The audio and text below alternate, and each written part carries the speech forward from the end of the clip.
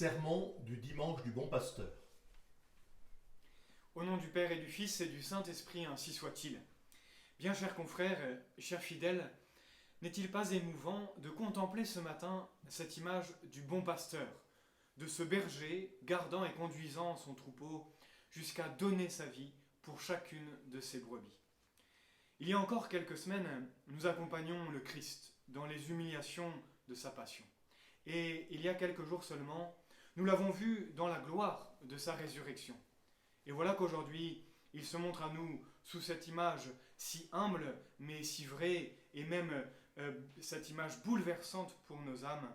Le Seigneur est vraiment notre berger. Mais ce n'est pas tout, et il faut aller beaucoup plus loin pour bien comprendre ce que Jésus veut nous montrer à travers cette image si attachante. Jésus nous le répète plusieurs fois dans l'évangile d'aujourd'hui, « Je donne ma vie pour mes brebis ». Oui, ce berger divin est allé jusqu'à perdre sa propre vie, pour chacune des brebis que nous sommes, pour que nous puissions retrouver la vie. Mais voyez-vous, donner sa vie, c'est aussi et surtout nous donner ce privilège d'avoir la même vie que notre berger, qui est notre Dieu. Et oui, osons le dire et le redire, par le sacrifice de Jésus et par sa résurrection, nous avons été élevés à la vie divine, car Dieu nous a donné sa propre vie. Et pour nous en convaincre, retenons simplement aujourd'hui cette parole de notre Seigneur, cette parole qui se trouve juste avant l'évangile de ce matin. « Je suis venu pour qu'ils aient la vie et qu'ils l'aient en abondance. » Oui, à l'homme, il faut Dieu, et Jésus le donne en se donnant lui-même, nous dit Psychari.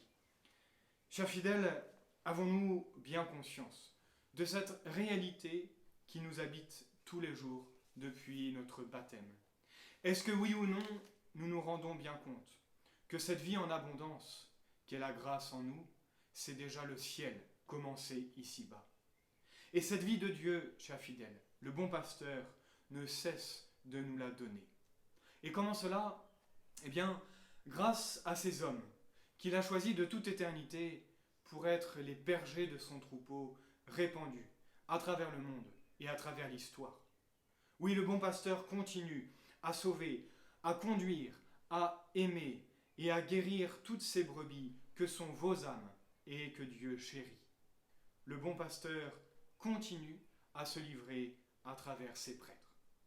Car le prêtre, vous le savez bien, le prêtre est pasteur dans l'unique pasteur qui est Jésus. Cela peut nous sembler totalement incroyable, mais c'est bien la vérité. Le bon Dieu, qui est tout-puissant, et bien pourtant veut avoir besoin des prêtres pour continuer à sauver son troupeau. Et le curé d'Ars va même jusqu'à dire, sans le prêtre, la mort et la passion de notre Seigneur ne serviraient à rien. Et en ce dimanche du bon pasteur, nous devons renouveler notre prière pour les vocations sacerdotales et religieuses. Et de plus, cette période que nous traversons, où vous faites la douloureuse expérience de l'absence de vos pasteurs, douleur qui est bien réciproque, eh bien le bon Dieu veut peut-être en profiter pour réveiller en nous ce désir des vocations. Rappelez-vous ce qu'il demandait à ses apôtres quand ils voyaient la foule qui l'entourait, cette foule qui était comme des brebis sans berger. Priez le maître de la moisson pour qu'il envoie des ouvriers à sa moisson. Vous l'avez bien entendu, c'est un ordre de la part de notre Seigneur. On ne peut pas être plus clair. Et vous le savez aussi, plus notre désir sera grand, plus notre prière sera exaucée. Alors, posons-nous la question ce matin. Avons-nous cette soif des vocations? Voulons-nous des prêtres pour demain?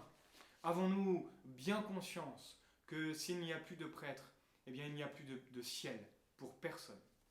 Alors oui, il y a urgence parce que les âmes se perdent, parce que les brebis sont nombreuses, mais que les pasteurs se font rares.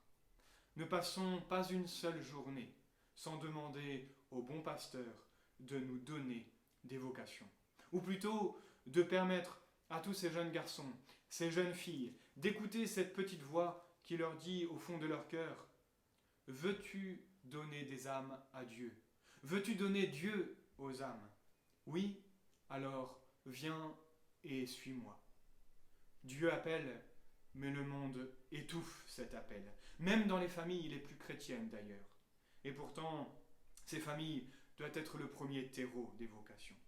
Mais sans oublier bien sûr que c'est Dieu qui fait le premier pas et que nous ne devons jamais forcer ni empêcher cet appel divin. Le sacrifice peut être grand et même héroïque, mais si on a compris la valeur ne serait-ce que d'une seule âme qui a été achetée avec le sang d'un Dieu, eh bien on comprend toute la valeur du prêtre qui est là pour chérir, pour protéger, pour conduire cette âme à Dieu. Chers fidèles, que cette image de Jésus, bon pasteur, nous redonne ce matin cette soif des vocations dont nous avons tant besoin. Soyez assurés qu'il répondra à notre appel, car il sait mieux que nous qu'il a besoin de prêtres pour continuer à donner sa vie et nous la donner en abondance, ainsi soit-il. Au nom du Père et du Fils et du Saint-Esprit, ainsi soit-il.